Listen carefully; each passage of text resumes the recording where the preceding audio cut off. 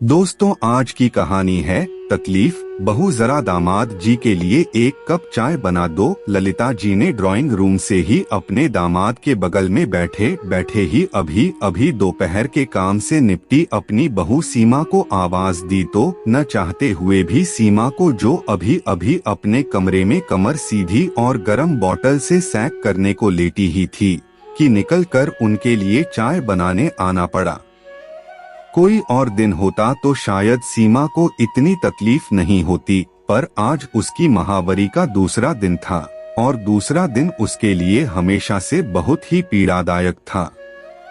जब वो कुंवारी थी तो मायके में तो वो तीसरे दिन तक लेटे से नहीं उठती थी। उसको इतने दर्द में देखकर उसकी माँ ने उसे डॉक्टर को भी दिखाया था, पर डॉक्टरों ने ये बोलकर कि सीमा की बॉडी में सब कुछ नॉर्मल है, ये दर्द तो होता ही है, किसी को कम किसी को ज्यादा। अगर इनको कुछ ज्यादा ही दर्द हो तो एक दर्द निवारक टेबलेट खिला दिया कीजिए और इसका कोई इलाज नहीं है। घर भेज दिया था। मायके में तो उसे दर्द निवारक कम ही खानी पड़ी थी, क्योंकि वहां तो वो लेटकर आराम कर लेती थी, पर ससुराल में तो जैसे उसका बैठना ही दूभर था। ऊपर से इस बार उसके महावरी से होने के समय उसके ननद नंदोई भी आ गए थे, तो उसे काम से फुर्सत न मिलने की वजह से दर्द की गोली खाने के बावजूद भी आराम नहीं मिला था।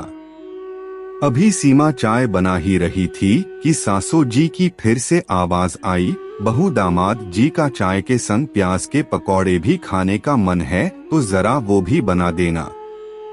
अभी अभी तो सीमा सभी को खाना बना खिलाकर हटी थी।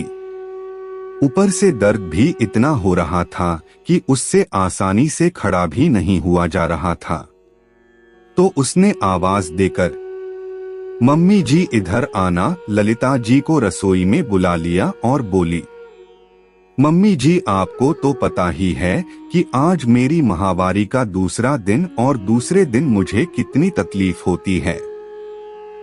मुझे इस समय भी बहुत दर्द हो रहा है, इसलिए मैं अब यहाँ और खड़े होकर पकौड़े नहीं बना पाऊंगी। वैसे भी अभी तो सभी ने खाना खाया है, तो मैं नंदोई जी को चाय के साथ सूखा नाश्ता, मठरी और नमकीन दे देती हूँ।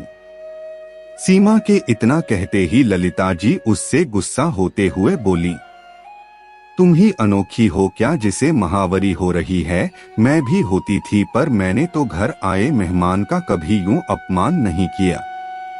अरे, जब मैं काम करती थी तो किसी मेहमान को कुछ मांगने की जरूरत ही नहीं पड़ती थी। मैं तो आगे से आगे सबकी पसंद समझकर सारे काम करती थी। मेरी महावरी होने की तो किसी को कानों कान खबर तक नहीं होती थी। और एक तुम हो घर में तो हल्ला मचाती ही हो, दामाद जी के सामने भी शुरू हो गई हो। वैसे भी दामाद जी ने कहा है तो तुम्हें पकौड़े तो बनाने ही पड़ेंगे, क्योंकि मुझे और उनको ना सुनना पसंद नहीं है। जी मम्मी, माना आपके दामाद को और आपको न सुनना पसंद नहीं है, पर जरूरी तो नहीं कि पकौड़े भाभी ही बनाएं। भाभी को इतना दर्द है तो आप मुझसे कह देती, मैं बना देती। और आपने सोचा है कि इतनी तकलीफ में भाभी से जबरदस्ती पकौड़े बनवाकर अपने दामाद को खिलाएगी, और उन्हें इस बारे में भनक भी लग गई तो उन्हें कितना बुरा लगेगा। वो तो मुझे भी दर्द में कभी कोई काम नहीं करने देते।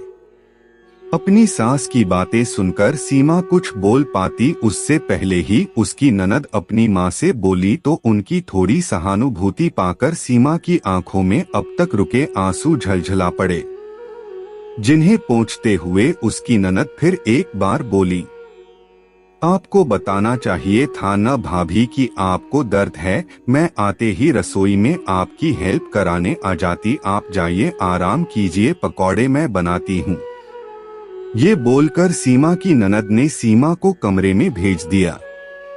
अभी उसने सीमा को कमरे में भेजा ही था कि ललिता जी फिर एक बार बोली, पर बेटा, तुम मायके में काम क्यों करोगी? ससुराल में तो करती ही हो, अब क्या तुम्हें मायके में भी एक दिन का आराम नहीं मिलेगा? मिलेगा न, पर जब भाभी की तबीयत ठीक होगी तब अब अगर मैं उनकी तबीयत खराब में मायके आई हूँ तो जरूरी तो नहीं कि वो ही सारे काम करें। अगर आज भाभी की जगह मैं होती और मेरी ननद नंदोई आए होते, क्या तब भी आप मुझसे ही मेरे नंदोई के लिए पकौड़े बनाने को कहती नहीं न मम्मी? मैं बताती हूँ आप क्या करती, आप मुझे आराम करने को भेजकर खुद यहाँ रसोई में काम करने लगती है न मम्मी? तो फिर भाभी के साथ ऐसा व्यवहार क्यों? एक बात कहूँ मम्मी जी, आज आपके हाथ पैर चल रहे हैं तो आप भाभी पर धौंस जमा रही हैं, पर मत भूलिए कि आपके इस व्यवहार से उनके मन में जो गांठ पड़ जाएगी वो कभी नहीं खुलेगी, और फिर जब बुढ़ापे में वो आपकी सुनना बंद कर देंगी तो आपको ही बुरा लगेगा। इसीलिए कह रही हूँ कि भाभी से जबरदस्ती के नहीं, दिल के रिश्ते बनाइए। और फिर ये तकलीफ तो हम सभी औरतों की है, दर्द तो सभी को होता है, किसी को कम तो किसी को ज्यादा। जब हम ही इस बात को नहीं समझेंगे तो हम किसी और से समझने की क्या उम्मीद करेंगे? और फिर आपको तो अपने दामाद को पकौड़े खिलाने से मतलब है, उसे मैं बनाऊं या भाभी क्या फर्क पड़ता है? अपनी बेटी की बातें सुनकर ललिता जी जहां इस सोच में थीं कि उनकी बेटी कितनी सयानी हो गई है, जिसने कितने अच्छे से बात को बढ़ने से रोक लिया, वहीं सीमा को अपनी ननद की सहानुभूति से बहुत सहारा मिला था। एक ननद अपनी भाभी की मदद करके खुश थी और नंदोई जी अपनी बीबी के हाथ के पकौड़े खाकर। सखियों, जब भी हमारे रिश्ते की कोई महिला महावरी के उन मुश्किल दिनों में हो और हम वहां मौजूद हो तो हमें अपना ऊंचा नीचा रिश्ता पकड़कर बैठे नहीं रहना चाहिए, बल्कि आगे बढ़कर उनकी मदद करनी चाहिए। इससे हमारा मान भी बढ़ेगा और उस महिला के दिल में सम्मान भी बढ़ेगा।